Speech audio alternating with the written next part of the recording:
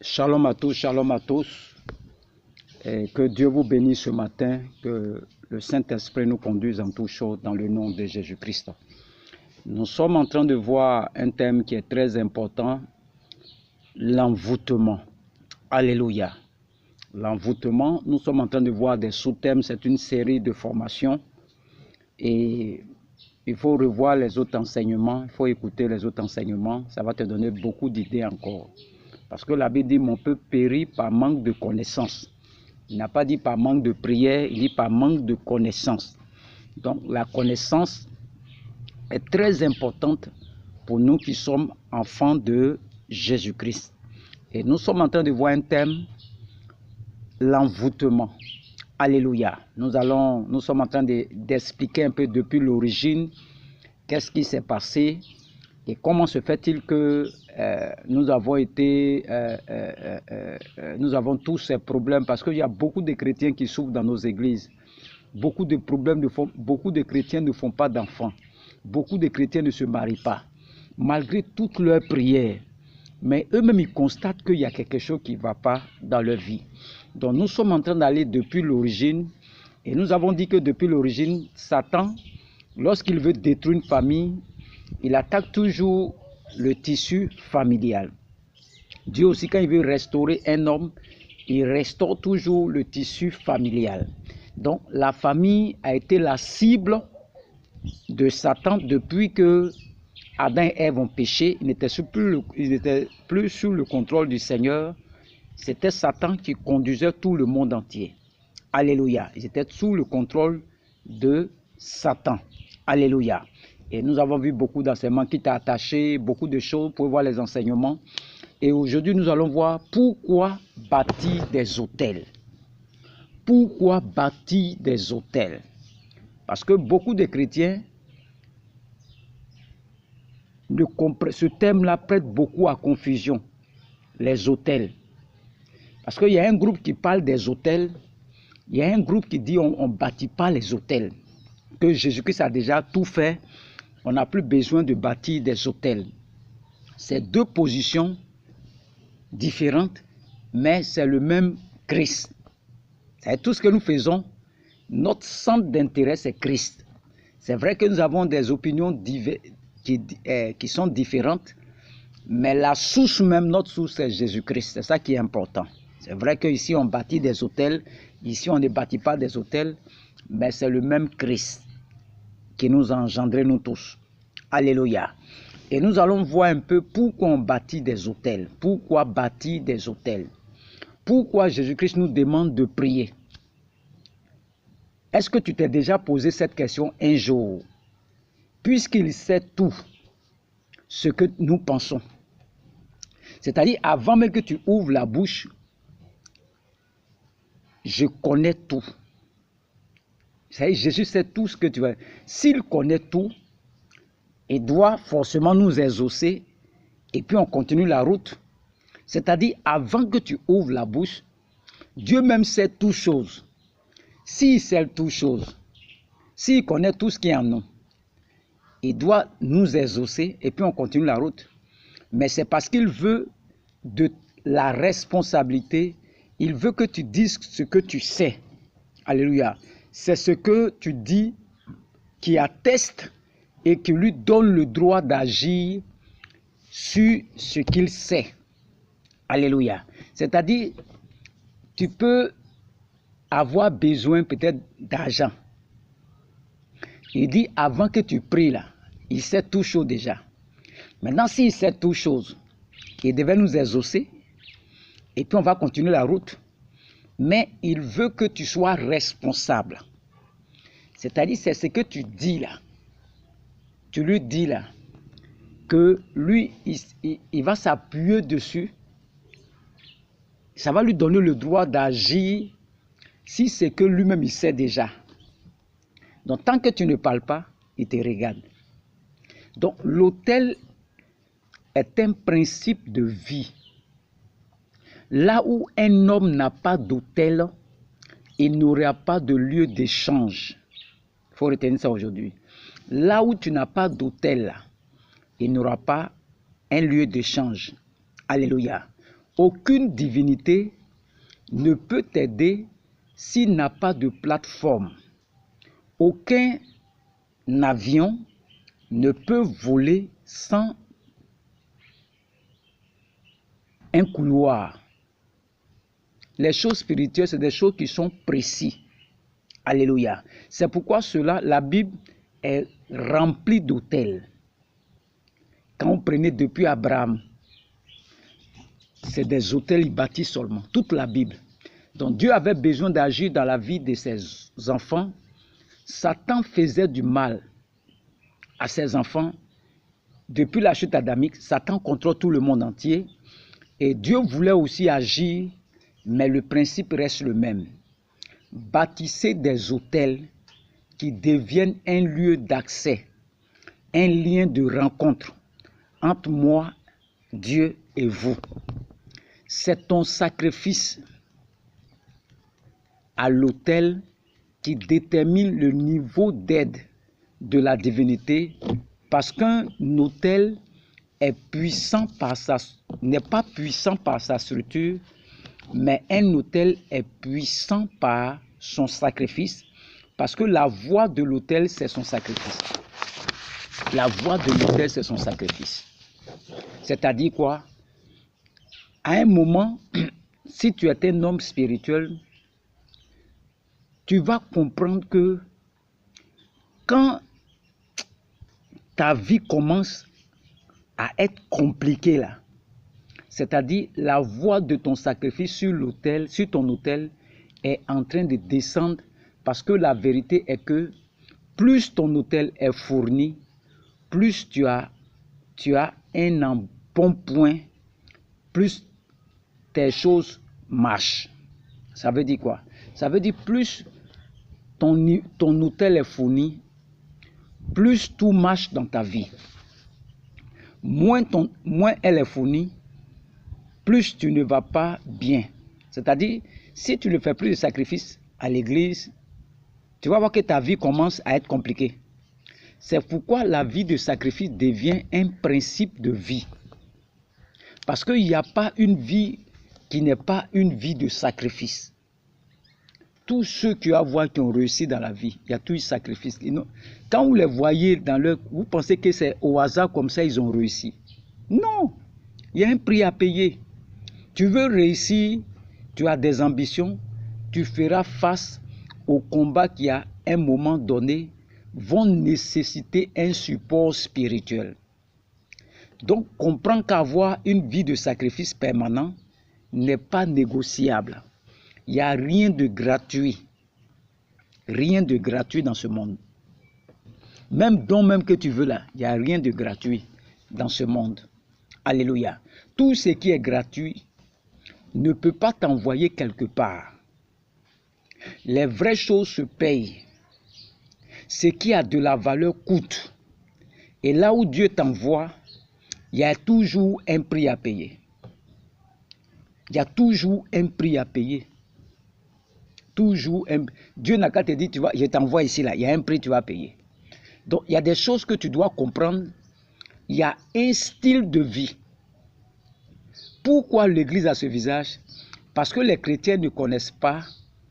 Est-ce que vous savez qu'il y a des occultes, des sorciers, des démons qui tuent même des pasteurs, des hommes de Dieu? Il y a des sorciers qui tuent même des chrétiens. Tu vas dire, pasteur, ce n'est pas possible. Ce n'est pas possible. Il a Jésus, oui. Il a Jésus. Mais je vais te dire, dans les choses spirituelles, il y a deux éléments majeurs que je veux que tu retiennes. Nous sommes dans la formation. Le premier élément, c'est le monde spirituel. Le deuxième élément, dans le monde spirituel, tout est rapport de force. Tout est rapport de force. Tout est rapport de force. Quand le monde spirituel a été scindé en deux, il n'y a rien qui a changé.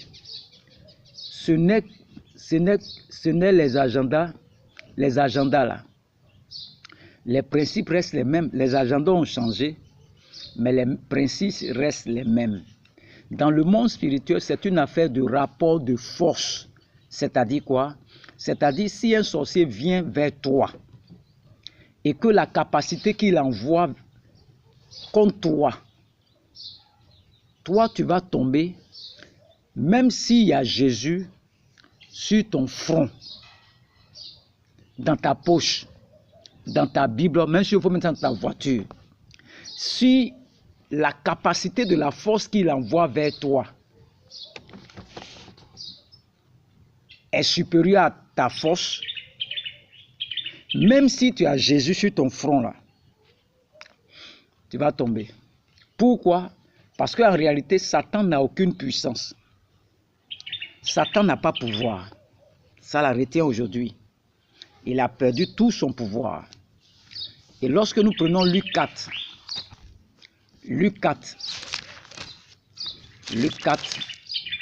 verset 5 à 6 dit quoi? Le diable l'ayant élevé, lui montra en un instant tous les royaumes de la terre. Après les 40 jours de jeûne de Jésus-Christ, Satan va tenter Jésus-Christ. Et le verset 6, il lui dit, je te donnerai toute cette puissance et la gloire de ces royaumes, car elle m'a été donnée et je la donne à qui je veux. À ton avis, qui a donné ça à Satan? C'est Adam. Le pouvoir là, qui était dans la main de l'homme. En acceptant de se soumettre à Satan par obéissance au serpent, le pouvoir a été transféré sur Satan. C'est-à-dire, Satan n'a aucune puissance. Et la puissance de Satan là, c'est la puissance de Dieu lui-même, que Adam lui a remis. Donc si cela est ainsi, alors méfiez-vous des gens qui sont dehors. Les gens qui sont dehors là, il faut te méfier d'eux. Parce que Satan n'a aucun pouvoir. Le pouvoir que Dieu a remis dans la main d'Adam, il a transféré ça dans la main de Satan. Donc Satan dit à Jésus ici, que si tu te procèdes au bas de moi, je vais te donner le pouvoir qui m'a été donné. Qui lui a donné? C'est depuis la chute adamique. Donc, Satan a dit à ces gens-là que c'est lui qui donne cette puissance comme il le veut. C'est-à-dire, le sorcier, le mystique, il ne faut pas le prendre à la légère. Ça, c'est la vérité. Le pouvoir qui est en toi, là, ils ont aussi un pouvoir chez eux. La puissance qu'ils ont là, toi-même tu peux l'appeler puissance démoniaque si tu veux. Il n'y a pas de puissance démoniaque. Il y a une puissance dans la main d'un démoniaque. Mais il n'y a pas puissance démoniaque. La puissance dans l'absolu appartient à Dieu. La puissance est unique en capacité. Donc quand Satan dit, je donne cette puissance à quelqu'un, lui il est dehors, toi tu es dedans. Si Dieu te donne la même puissance, toi tu es dedans, lui il est dehors, donc c'est la même capacité de puissance, sauf que c'est dans des mains différentes qu'il le possède. C'est-à-dire la puissance qui est chez le marabout par exemple, et puis la puissance qui est chez le chrétien là. La puissance là, c'est la même puissance. C'est dans les mains que ça diffère seulement. C'est comme un couteau, tu donnes à un boucher. Il va découper la viande. Le même couteau qu'on a pris pour découper la viande là, il faut donner ça à un meurtrier. Lui, il va prendre pour tuer quelqu'un.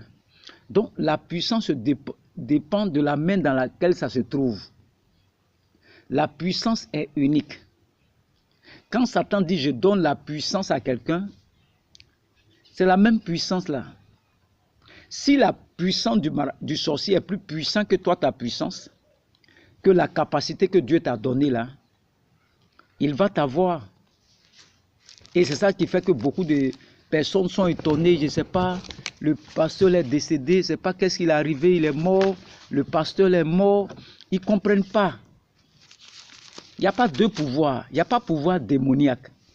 C'est nous, on a dit pouvoir démoniaque. C'est le pouvoir que Adam a remis à Satan. C'est ça, on appelle ça puissance démoniaque. Mais qui a donné ça à Satan? Qui a donné ça à Adam lui-même? Ce n'est pas Dieu lui-même. C'est le même pouvoir là. Donc le pouvoir se trouve dans la main du sorcier. C'est le même pouvoir qui se trouve dans ta main aussi. Ça dépend de la quantité. Si tu as un grand nombre de pouvoirs, de ta puissance qui est en toi. Si pour toi est supérieur pour lui, il ne peut rien contre toi. Mais si pour lui est supérieur à toi, si tu t'amuses là, si Dieu t'a pas fait grâce, il est capable de te tuer. Il est capable de te tuer. Le problème, c'est que la puissance de Dieu, Dieu ne la donne pas comme ça. Satan lui donne à qui il veut. Mais Dieu, là, il ne donne pas la puissance comme ça. C'est ce que les chrétiens ne comprennent pas. C'est-à-dire, Satan, lui, il donne à qui il veut. Mais Dieu ne lui donne pas pour lui comme ça. Nous prenons Éphésiens 3, verset 10. Il dit, afin que les dominations et les autorités dans les lieux célestes connaissent aujourd'hui par l'Église la sagesse infinie variée de Dieu. Alléluia. Mais à quel moment, la question qu'on peut se poser, à quel moment la puissance a commencé à agir en toi?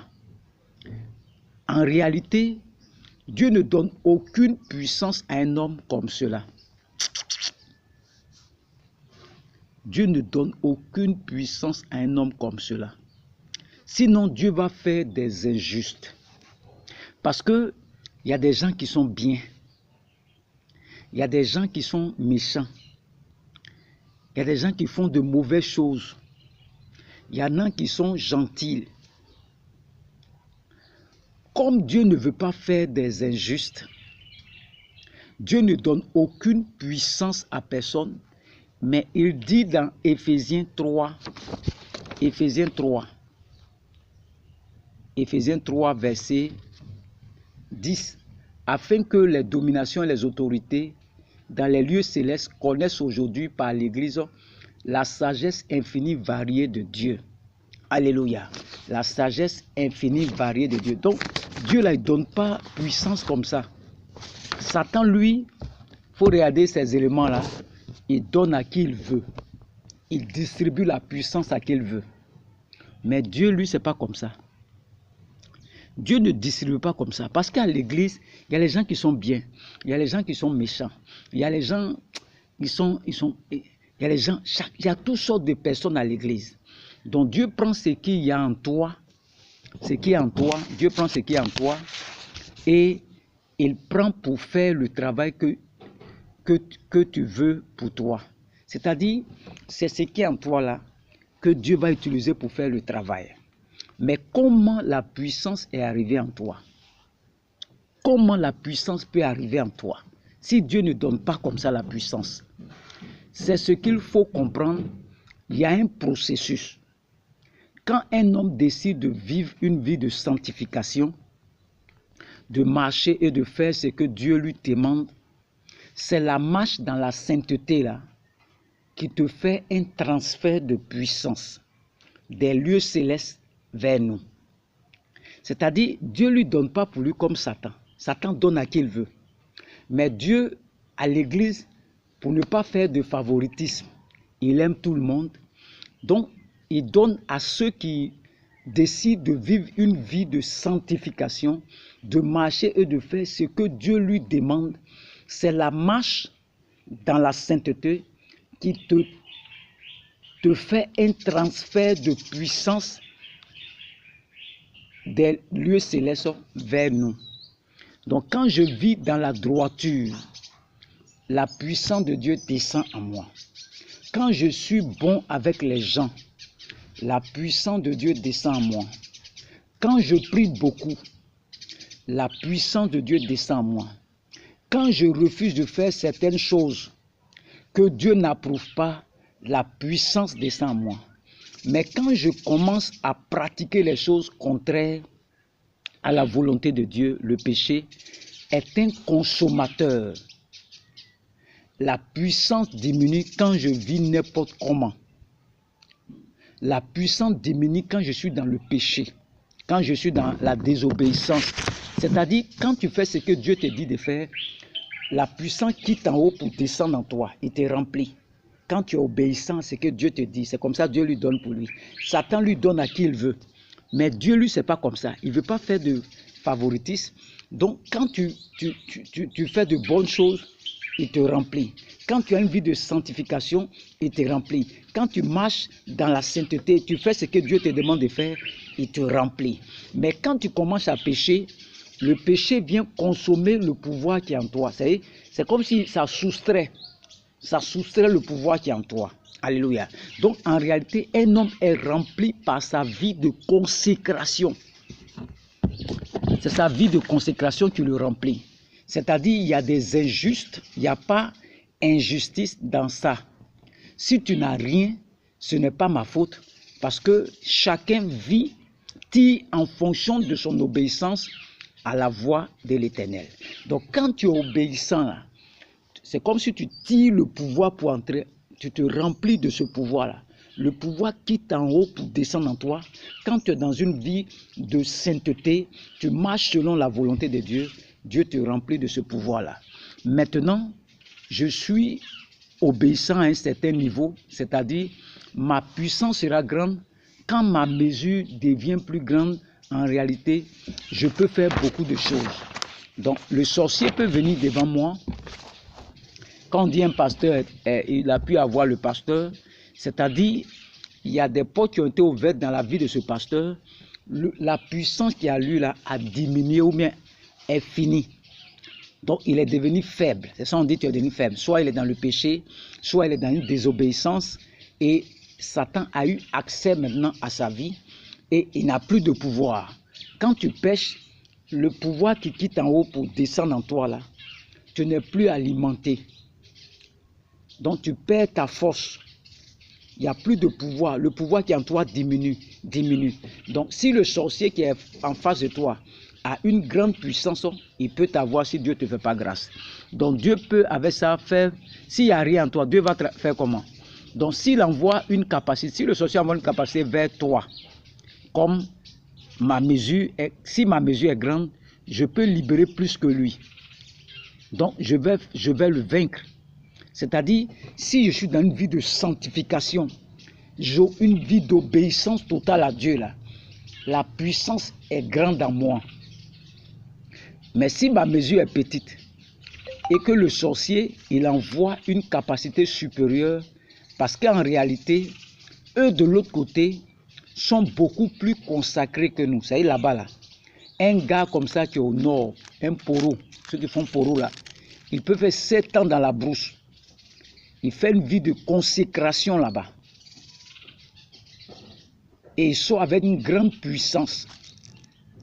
C'est le même pouvoir. Satan n'a pas pouvoir. C'est Adam qui lui a donné. Donc, le pouvoir qui est dans leur main là, il donne à qui il veut. C'est dans la main de qui ça se trouve. Mais Dieu ne donne pas la puissance aux chrétiens comme ça. Parce que dans l'église, il y a toutes sortes de personnes.